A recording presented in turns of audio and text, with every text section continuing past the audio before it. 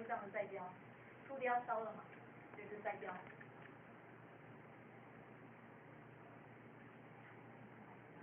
加心，这是加心脏，这是它的第三脏。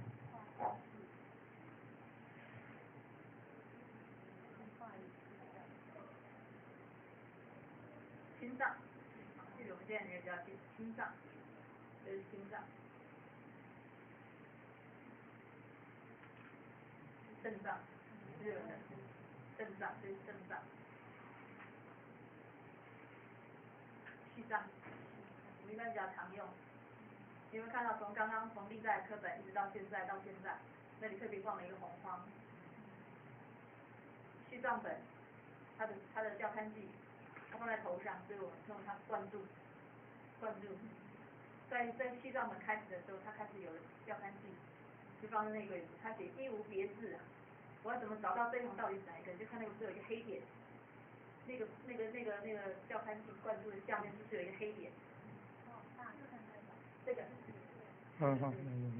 对，别，它说一无别字，一直有另外一个版本，没有别这个字，它开始有了教刊记，在您看到就是您更熟悉的大正藏，到了大正藏的时候，它的教刊记通通放在下面，告诉你这个字，你找到那个符号圈序号的时候，它就会告诉你这个字在另外一个版本是什么字。这个是中华藏，中华藏的特色，只要是佛教的藏经，通通影印下来保存，所以它是影印的，它也有教刊记，这个教刊记在这儿，但是它的教刊记采用的方式非常的传统，你会看到他说一页中20行，一页是指的第一页，然后中呢它不是有上中下栏嘛，一页的中栏，然后那个第20行的地方，所以你要了解这个教刊记，你要翻开第一页，然后从上面开始数1、2、3、4、5、6、7、8，数到第20个，哦，就是这个字，好，第20个字，然后这个字呢，在这个课本当中做成另外一个字。那隔壁呢，一页下一行，第一页的下来，同样从上面开始数1、2、3、4、5、6、7，好在它是第一行，下第一行，这个阳，就是这个阳，这是中华大藏经教刊的方式。这个金陵科金处，金陵本，金陵科金处，中国大陆觉得非常推崇的本子，金陵本。那事实上，在我们后来工作的情况当中，也非常推崇这个本子。我等一下有实例跟你证明，为什么金陵本是很棒的本子。我们先看这样，这个就是大家非常使用率应该是最频繁的中华电子佛典，对它。好，这个是我们佛光藏，不知道你有没有看过佛光藏？没有的。我想要请问你，佛光藏跟历代的课本藏经之间最大的差别是什么？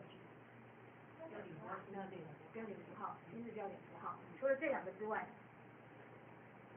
对我们来说，有标点符号方便我们阅读。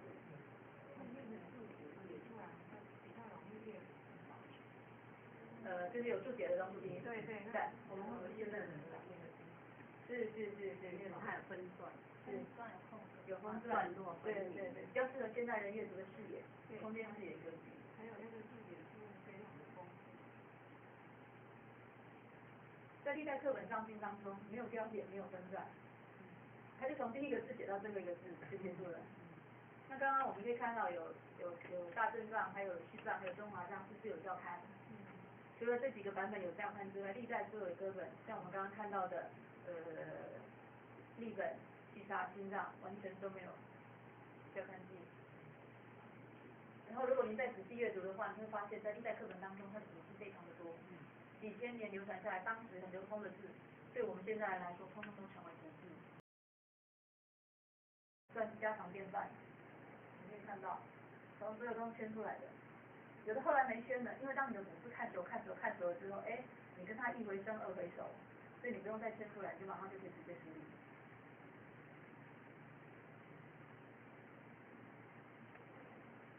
我们就一个句子来说，就这个句子，最后要不要猜看看是什么字？别说意思，就说字就好了。你看那个第二个，什么字？这是高义藏的字。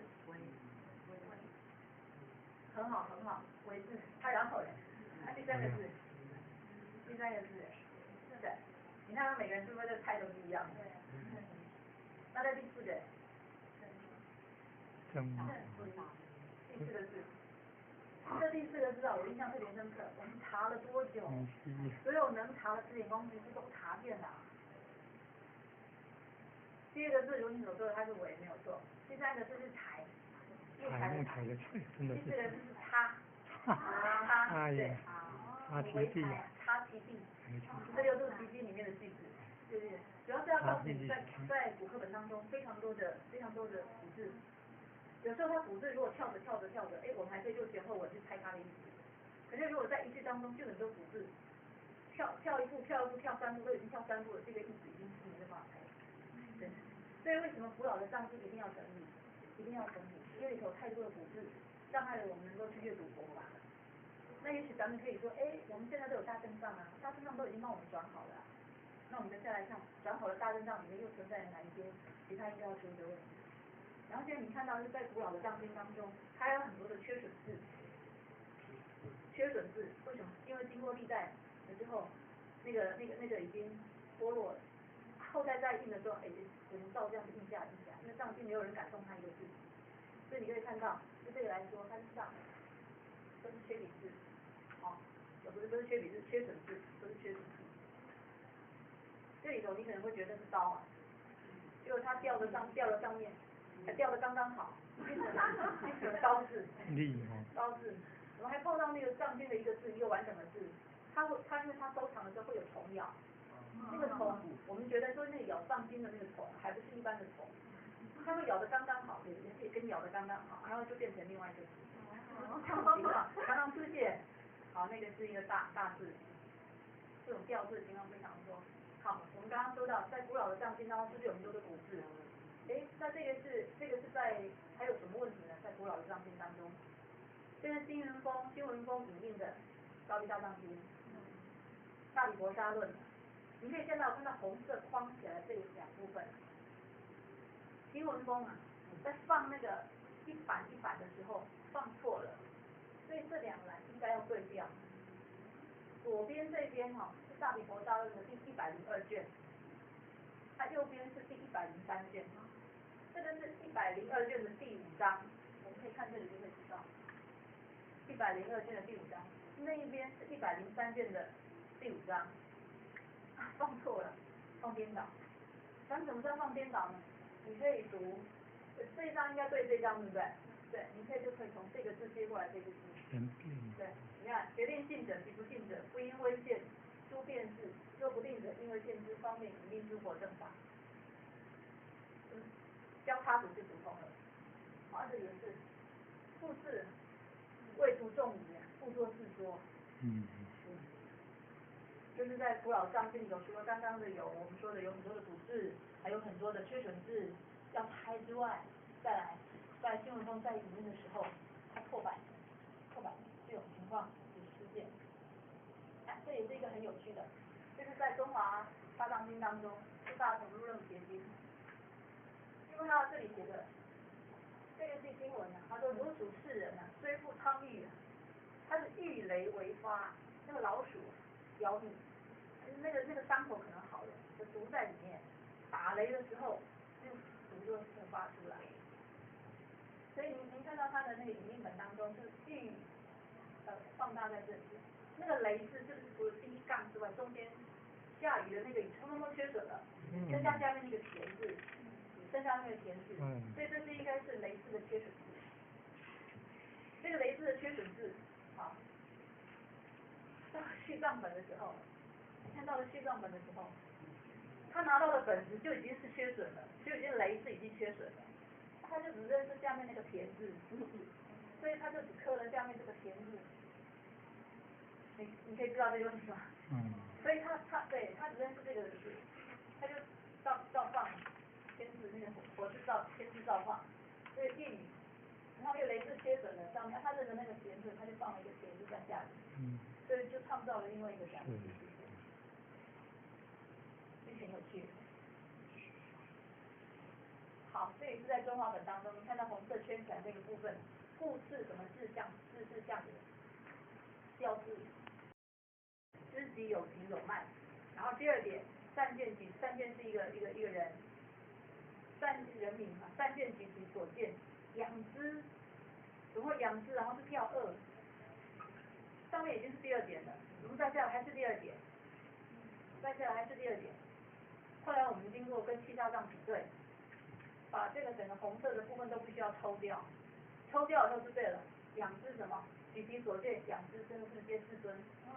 对，养之世尊，这是第二点。然后第三点，佛见本宗。好，佛陀就开始讲话了。这是我们最常使用的大正门当中特点的情况。我只是举例为说明而已。虽然它减少了很多的古字，可是还有其他的问题。那这一整段文字必须要被搬到哪里呢？这个是第83件，第83件。事实上，这个是应该出现在84件的这个地方。红色的地方，你应该把它插进去。明白吗？于中有事，出名原总别。出名完是不是再要讲第二点？好，我们刚刚看那个，好，二名。出名原总别嘛。二名总中小大无量，他在讲禅定的部分。然后三名中小大无量。所以红色的这个部分都应该要被整个抽掉，插进到这个地方。这是在去障，这也是一个错点，错点的情况非常的严重。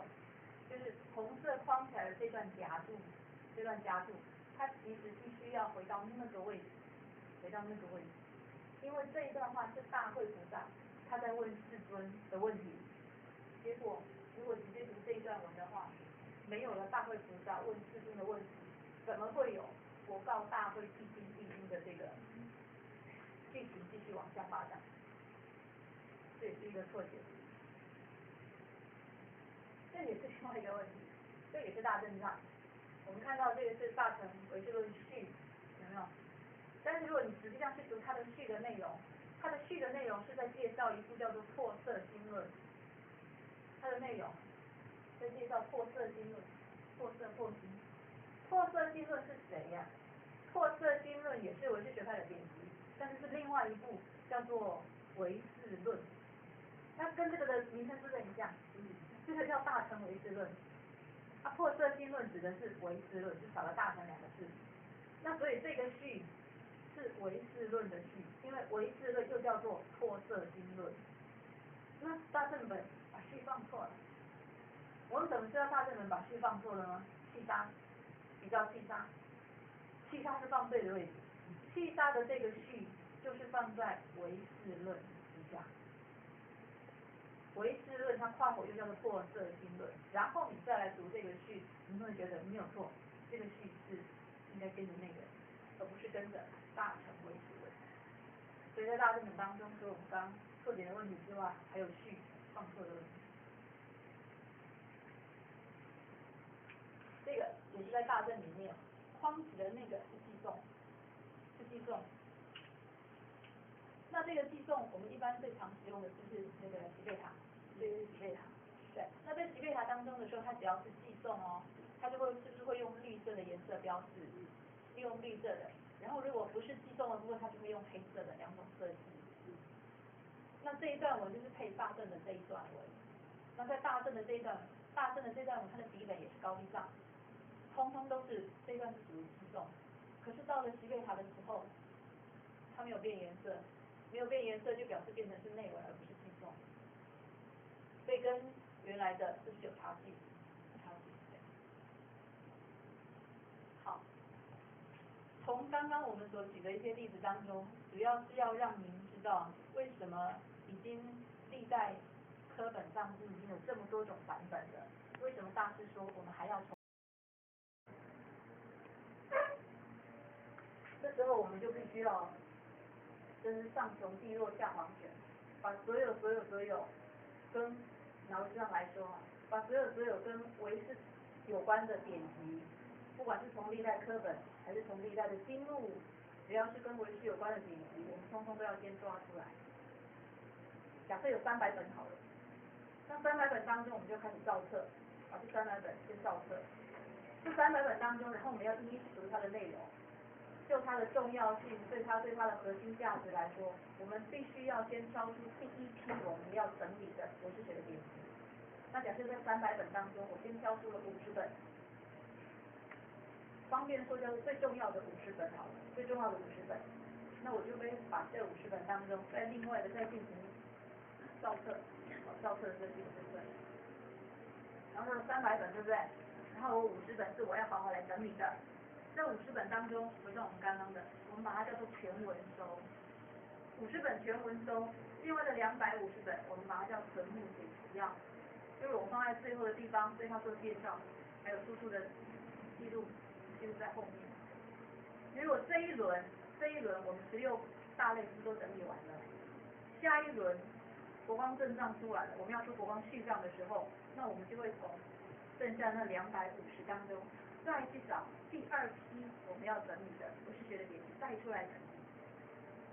那抓出来的都称为是全文收入，暂时在那里 standby 的，我们就叫做存目解提要。好，那所以您可以看到，可是不知道我讲几个月的时间，因为目录很重要，目录一确定，后面的东西才会有系统的开始进行。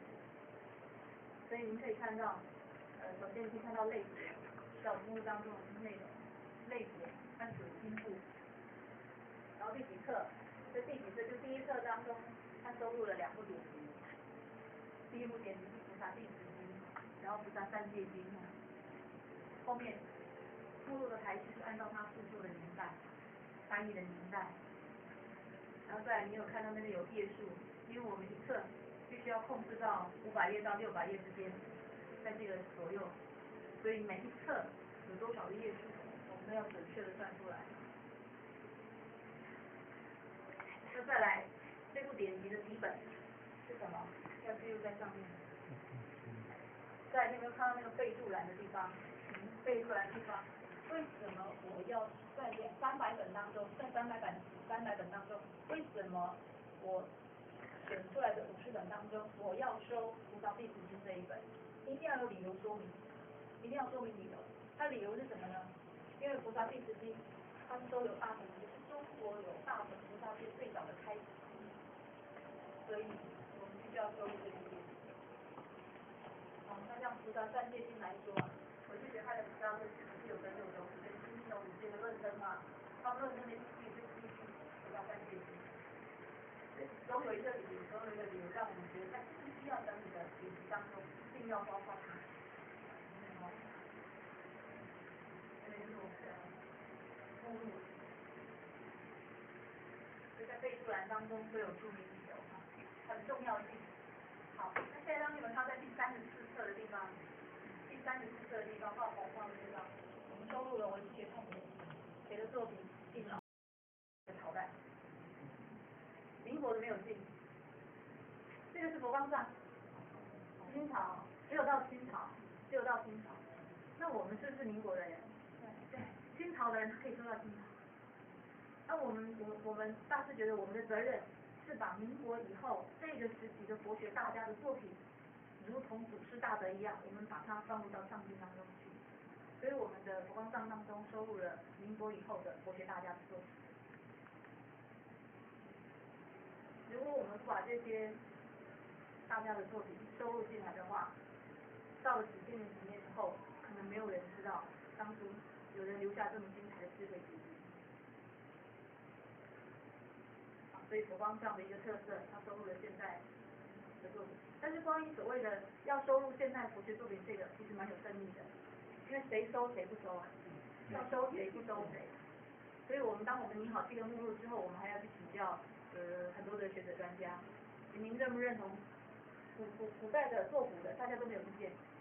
他对民国以后的作品都很有意见，因为我要入藏，我们要入藏。所以后来我们就也是跟很多学者讨论过以后，就是确定了近30年以后就不收。如果说这位佛学大家已经过往就盖棺论定，于是很多对他主要的评价都出来了。于是我们从那里去找寻我们现在要放进的内容的标准在这里。要到此列然后就有一个底本，就是我要告诉您的就是说，佛光大藏经另外一个很重要的特色，就是它对于底本的选用底本。一般的藏经通常都是拿最少的本子来入藏。那如果最少的本子卷数不齐全的话，它就会配其他的。特别明显的例子像是西单，还有中华藏。你如果有机会翻中华藏的话，你可以先翻到中华藏的目录。在中华藏的目录里面，它就会先告诉你，有些是典籍，主要是依据，还有一个跨湖高低藏。它如果缺了某一件的话，它就会配其他的藏，都清楚的交代在那里。那佛光藏呢，它采用的方式不一样，它不是只是拿最少的本子是拿来入藏。如果我今天可以拿到3个本子都放在那里，然后把这3个本子做对比对照，找出3个本子当中相对来说错误率比较少的那个本子，我们才会入藏。举例来说，菩萨地持经呢，它在历代的古课本当中，高地藏也有收，西大藏也有收，经藏也有收。那我们就会把这些本子拿来比对，比对了之后发现高地藏相对来说它的错误率比较低，所以我们就把高地藏设定成为是菩萨地持经我们在编辑时候的纸本。那其他的呢就称为是对台本。那你说这样的比对会不会有看走眼的时候？会不会看走眼？当然会，因为比对是抽样的。因为如假设我有10卷好了，那我可能抽个5卷出来比对。比对就是拿高地藏菩萨地持经的高地藏跟西大藏跟西藏3个的菩萨地持经通通摊在面前，同一句哦，3个组，那其中哪一个的3个组哪一个是对的，哪一个是错的？同样的一个句子的3个版本，对，我们进行这样的比对。所以我们的比对是抽样式。还有一个讨巧的方式帮助我们比对。刚才您看到的大正藏，它下面是有一排的资料集。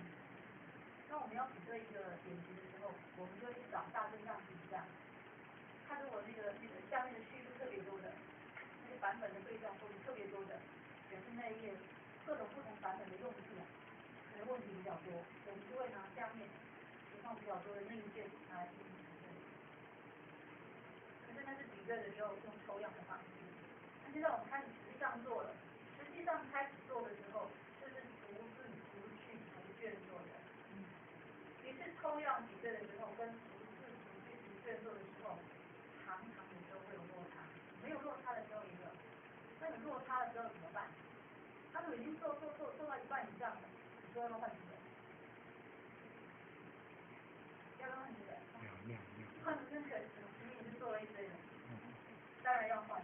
因为佛光藏的原则，我们用最好的纸本，我们不是只是用最少的本，而是用所有本当中最好的纸本。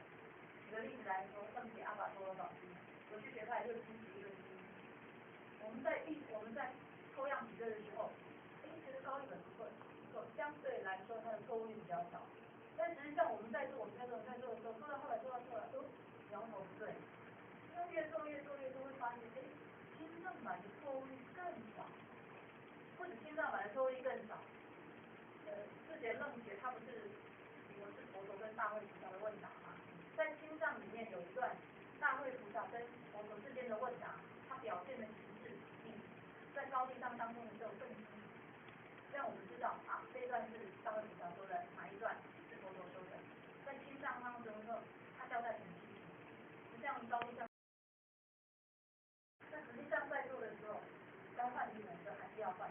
前面的会浪费掉吗？不会，只有走过的路都不会改掉。它会提升你在边上的时候的高度的程度。所以即便换我并不会觉得是。好，那所以到底什么样的条件才能够成为佛光藏的纸本呢？它必须要具备这3大条件。首先，它的都是这样。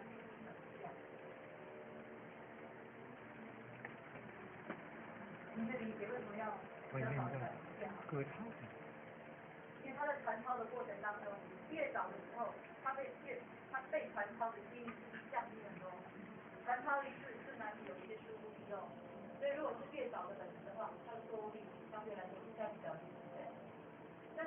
为它是比较早的本子，就能够来录上了呢？很抱歉，它必须还要看第二个条件符不符合。第二个条件是什么？它必须要是全本，内容必须要完整，它不能够有少的满件。那除了这个之外，第三个条件，它必须要是精本，错误率相对来说比较低。你是符合了这三个条件以后，我们在这三个条件当中找一个综合上来说比较好的成绩，然后往上。再为你举一个其他的例子，微积论数记啊。外面在打草哎，外面在割草打草，心脏会比较好。所以如果你们上一点的课的话，那天应该整个课比较累哈。比较累。那个课很精彩，这个我们没有听过。欢迎你来边上课，我没听过，你没看过的很多。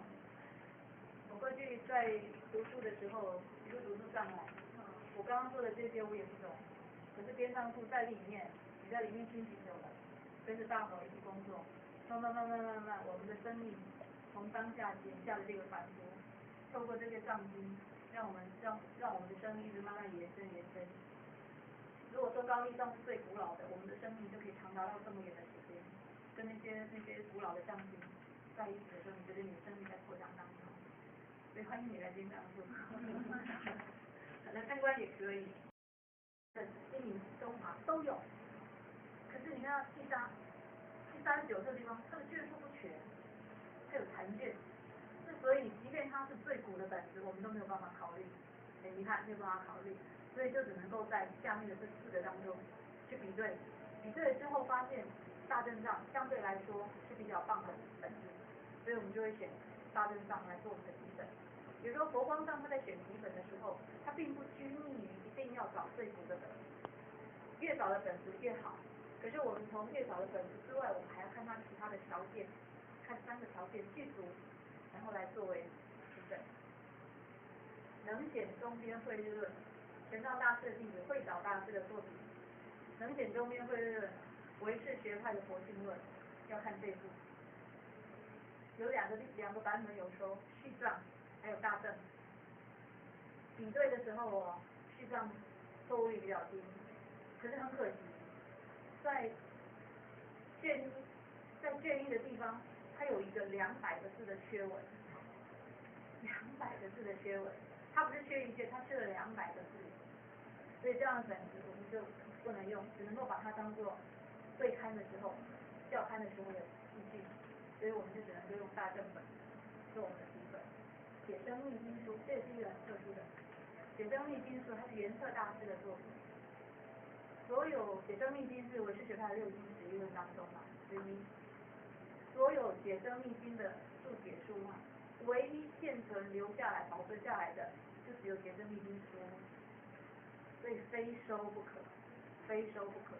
好，那它一样，它在哪些本子有呢？续藏有，还有金明本有，这个解生密经书它的身世有点坎坷。解生密经书它总共有40卷，40卷里面最后的6卷不见了。但是这个解生密经书圆策大师的解生密经书，它曾经从汉文翻译成为藏文，然后收录在《藏文大藏经》的30文当中。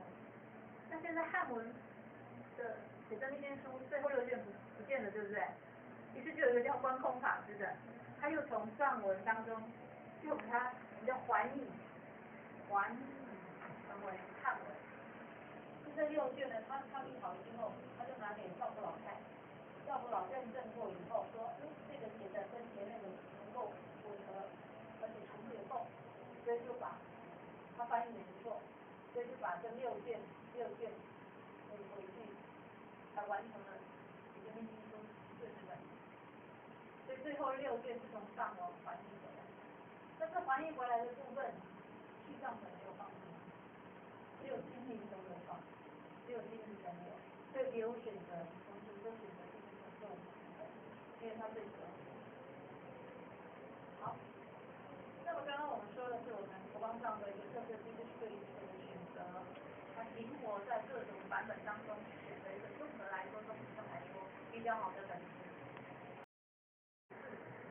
如果能够转的，我们会把它转成现在通用字。那如果这个字不能转，那就只好照书本，把这个字照出来，放在这篇文章中。能转跟不能转的原则在哪里？能转跟不能转的，如果这个字从过去到现在，除了它的只有形状不一样，除了它的形状长相不一样之外，它的读音还有它的意义，从过去到现在一模一样。其他什么只有什么不一样？只有形状不一样，只有形状，就是大家书写习惯了不同，这个是不同的眼界，只有这个可以不同，但是它的音还有那个意义，从过去到现在一模一样，这样的字我们就可以转，我们把它叫做转换字。你可以看到，举例子，这个字有人可以猜得出来哦，你如果猜不了这个地方要看什么？这个字。好好以后。这个字可以转成我们的根基在哪里？转换的根基在哪里？转换的根基就是我们查找的工具书之一啊，它叫做拓本。它叫拓本文字网。在拓本文字网，它有很多过去书写的背景。往下。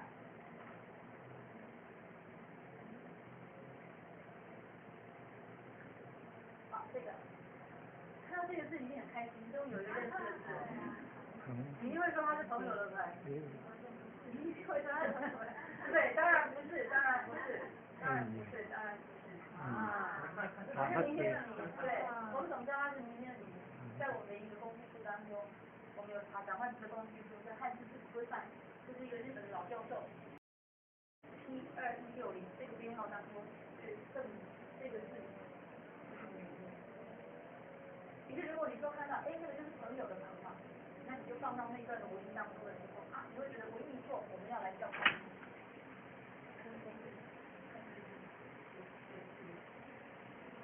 好，再来这个跟现在情况是比较接近的。答对了。答对了。那也不是咱们都猜对就表示这个字就转这个字，它是在中文大词典当中，中文大词典它一个字叫做。在我们查所有的转换字的而且它的公信非常高。那另外你可以看到这边有什么中华字典啊、中华字海啊，或叫字典啊，这一边呢都是中国大陆的学者编的。不得不对中国大陆的学者，他们对于那种整理这种从古代典籍当中把这些抽出来变成一种词典，帮助我们去运用。中国大陆学者真的是非常了不起，非常了不起。在我们小查的工具当中，主要是有这样的一些。我们从这些工具书里面，最主要的就是去找哪一个字，它从过去到现在，只有形状改变啦，但是它的读音，还有它的意思，通通都没变。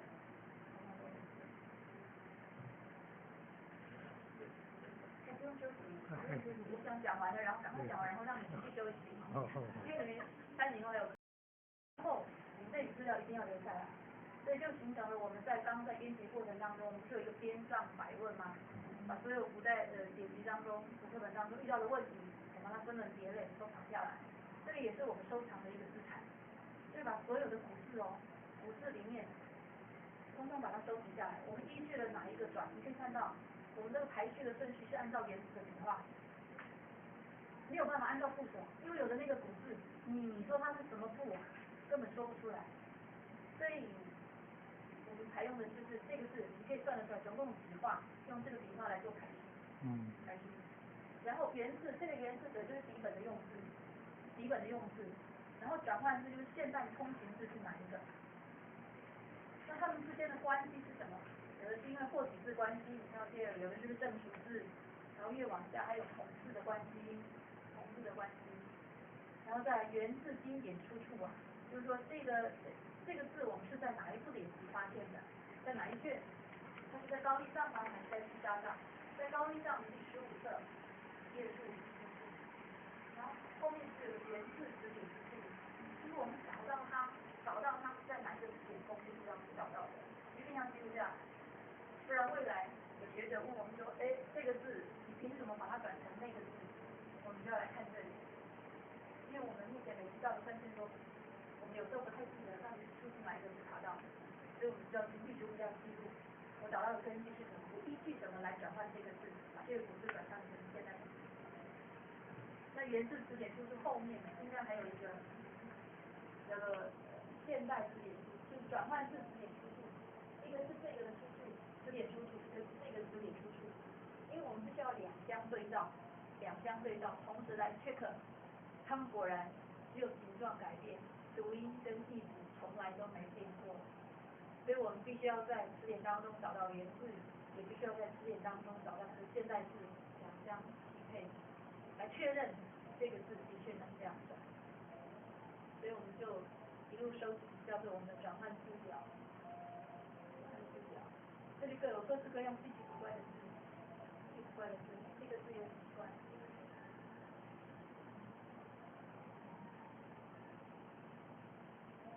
好，那刚刚说能转的咱们就转了，那不能转的怎么办？那就只好造那个字出来，要把那个字造出来。所以在我们边上做还有一个专门的造字小组，这个表格，不然造的字太多了，我们自己如果搞混了就。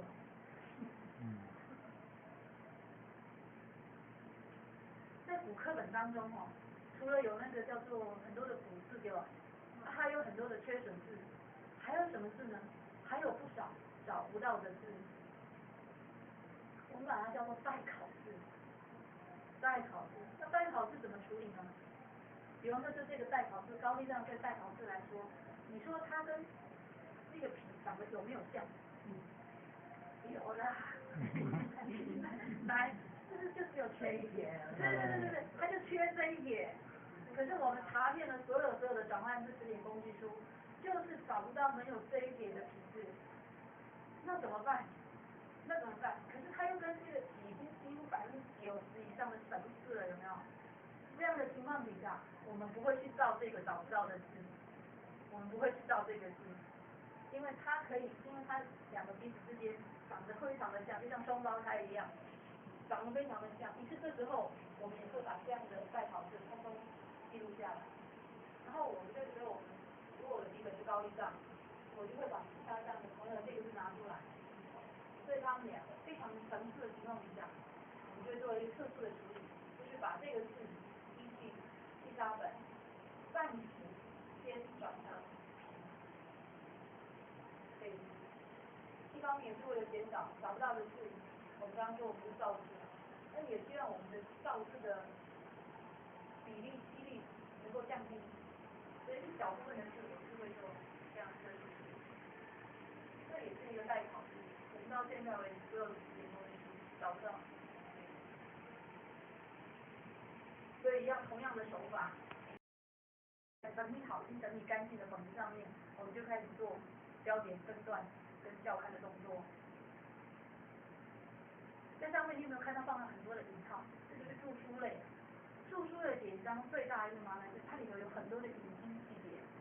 祖师大的，他们读通了三藏12部，就每一位祖师大都是三藏大师嘛，经历论什么都通，所以他们在写他们的论文的时候，他们不需要去像我们一样爬一下大正藏，爬一下脊背塔，把那段经文再抠过来，不用，所有一切都在他的那一面当中，所以他就凭着他对那个经典的理解跟句子，他就这样子开始写他的大作。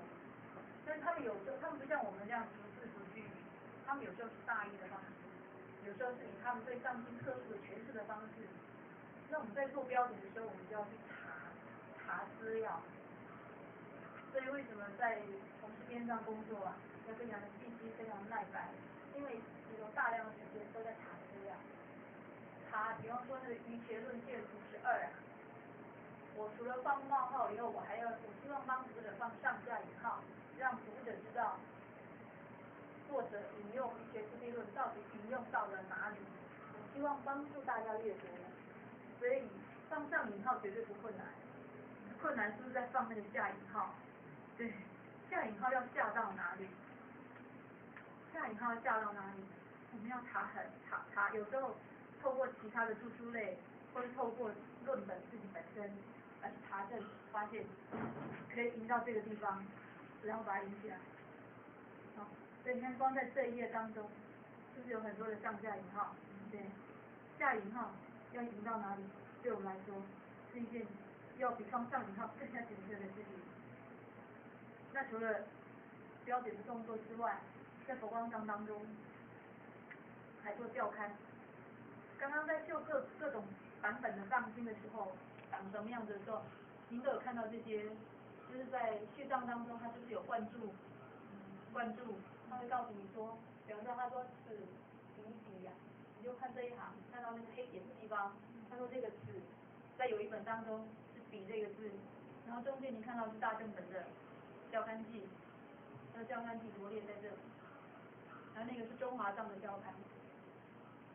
不知道你有没有看出来，从历代科本一直到序藏到大正藏到中华藏，虽然开始有了校勘，让我们比较清楚的知道哪一个字在其他版本的用字不同，但是你有没有发现他们的校勘的方式共通点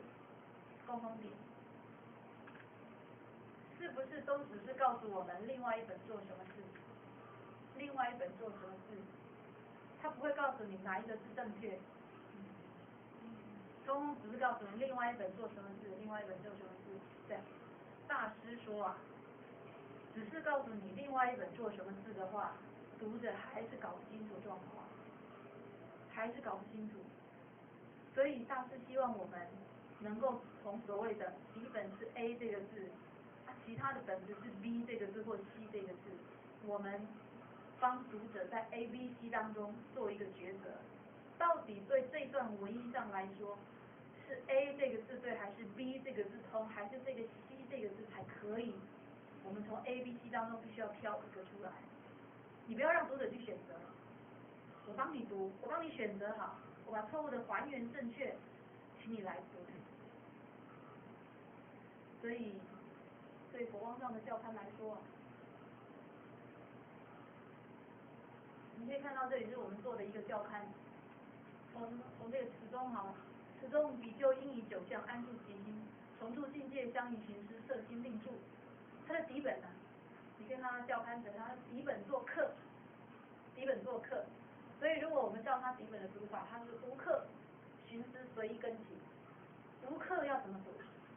当我们就是读的时候，我们读的时候并不是随时把对刊本放在身边，而是读这里的文意我们读不通的时候，我们马上去查对刊本，查资料查对刊本，查契沙本发现客这个地方契沙本是做容这个字，无容寻思随意跟起，无容这个词有不允许，无容就是不允许的意思。于是当你在修九住心的时候，你不允许，这时候还有寻思，还有分别的念头，随意更起，你不允许任何一个分别的念头还能够升起。无客没有这个词，所以应该是契沙本是正确的，所以佛光藏的校勘他就不会告诉你说容契沙本客契沙本做容，他会直接帮你订正正确的在内文当中，然后在校勘的地方我们交代清楚，告诉我底本是做客，我今天依据了什么，我把它改成了容，这是佛光藏校勘的方式。除了校勘之外，我们还做一般佛学字典当中找不到的，请问你读上面就查不查字典？当然要查。所以现在不是有很多的佛学的工具书、词书吗？所以今天当我在读上面的时候，如果我读不懂，我就会去查词书。所以只要是词典查得到的，我们就不在那里下功夫。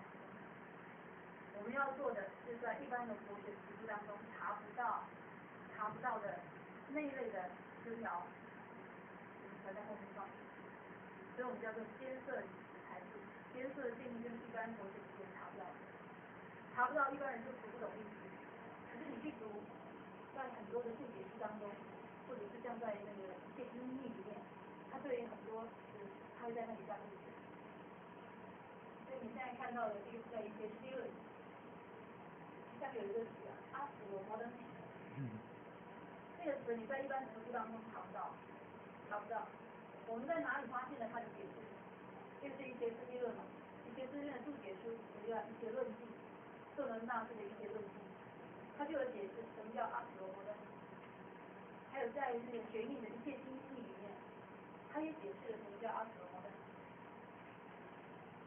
所以我们就把在三藏十二部里面有解释到这个词的资料，我们把它导出来，然后把它汇总，最后写成了这个注解。所以在我们做标点、分段、校勘的同时，我们还要做一个动作，是对监测下注。那除了监测以及下注解之外，你还可以看到，还有一种情况我们也是会放注解。什么情况？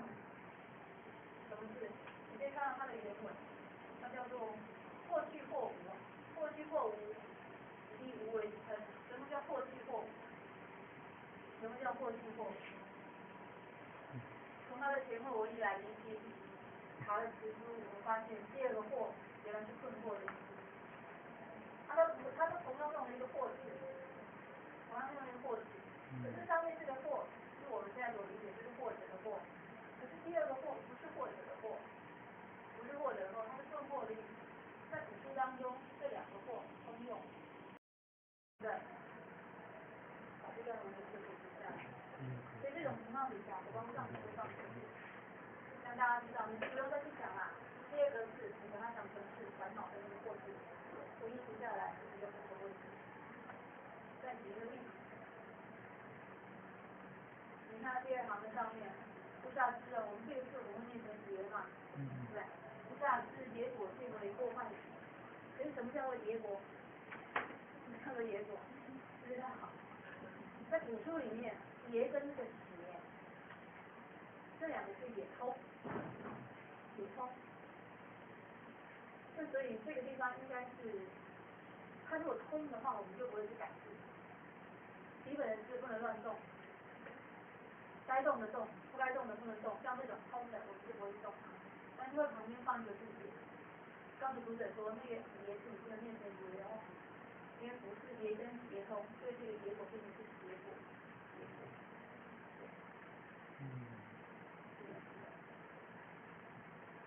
这也是另外一个这个念边嘛，手边令软，这个边这个是造字，所以是造字，在一般史书当中不容易找得到，所以我们也是同样做了注解。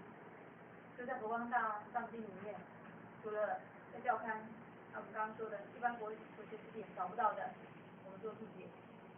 但是注解并不是我们自己凭空想象说这个字是什么意思，国学词典找不到，我们从很多的注释类当中，从一些精英里面去找到它的解释之后，然后来为读者注明在旁边，帮助他阅读。做完了刚刚说的古字处理完了，然后标点分段校勘，要校勘的该写注解的通通做完了之后，一卷完成了，最后还要做什么事情？最后就要写题解。内容在讲什么，作者是谁，它的每一品主要在讲什么，这部论有什么特色，先帮读者做一个简介。在历代课本当中啊，你知道哪一个刊刻的本子也有题解吗？只有青藏，青藏也有题解，但是青藏的题解它不是每一篇都有，不是每一部典籍都有，有的有，有的没有。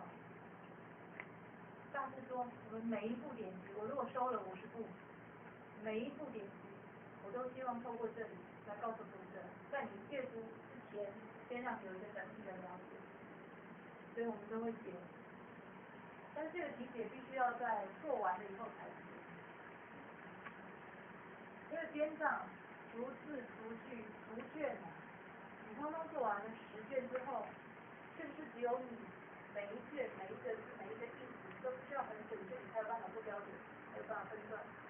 所以所以这么如实的把这部典籍读完了之后，你才有办法知道我要浓缩哪一些内容来写成我的医学内容。我很自豪的可以告诉各位，我们佛光上师姐从来不剪接别人的资料，我们从来不剪接别人的资料，我们会参考，但是我们主要写题写的资料来自于大藏经论。就大乘庄严经论来说，除了这部论，不少的祖师大德在写他们的著述的时候，他们也会引用到大乘庄严经论。其实他们在引用，他们在介绍，或者他们这些所看到这些写字，都是我们在阅上的时候，我们把这些读到了，我们把这些资料收集下来，然后写成东西。所以它里面比较少会放一般学者的研究成果。我们希望放的是在藏经里面怎么样，藏经是怎么样自己来介绍他自己的，就放在我们佛光上师姐上面。那这题解当中，你可以看到，它除了有开另外一个章。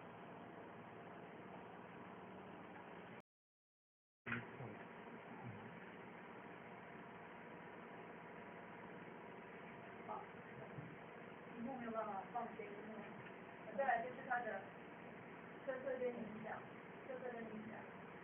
你可以看到他说啊，摩诃法师说啊，这段话是我们从这个序文的地方，经序的里面，有人对他如何的推崇，我们把那个经序拿在这里，让大家不要透过现代人，透过古时候的祖师大德怎么推崇这部经的，从他祖师大德的推崇吧。没有也不要紧。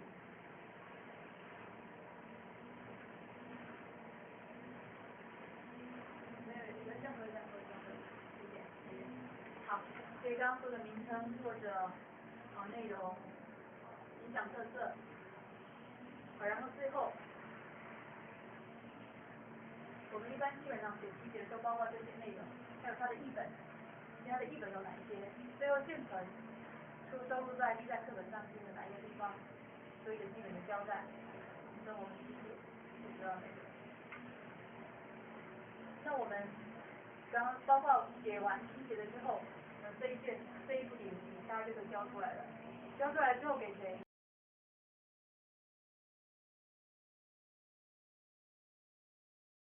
这个动作你都要重复做过一遍。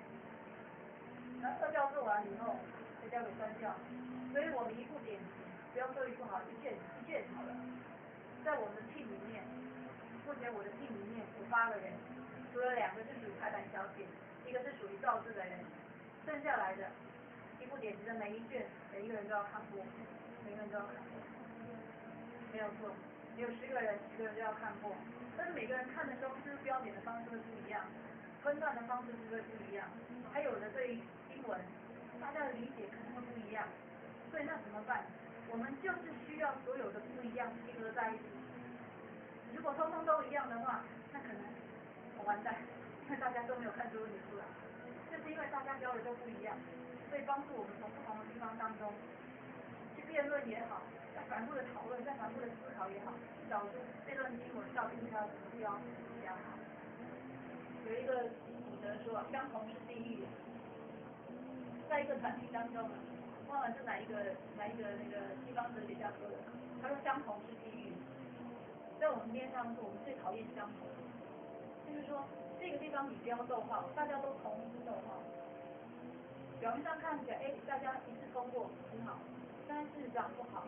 我们希望有不同的思想的人来，这个标点标出来，大家你来反对看看，但是也不是莫名其妙的反对，你有不同的想法、不同的思维提出来。我们每天下午都要开会，每个人针对今天早上标的新闻放出来，让其他人来批评。批评了之后，最后当然就是除了大家的意见，再包括整个共同的来讨论，我们确定这段经文当中的。那差不多我们每天的工作内容就是大概就是这一些。回到刚刚第1页秀给您看的，在一个边上处工作，他必须要非常的耐烦，非常的辛苦，非常的坐得住。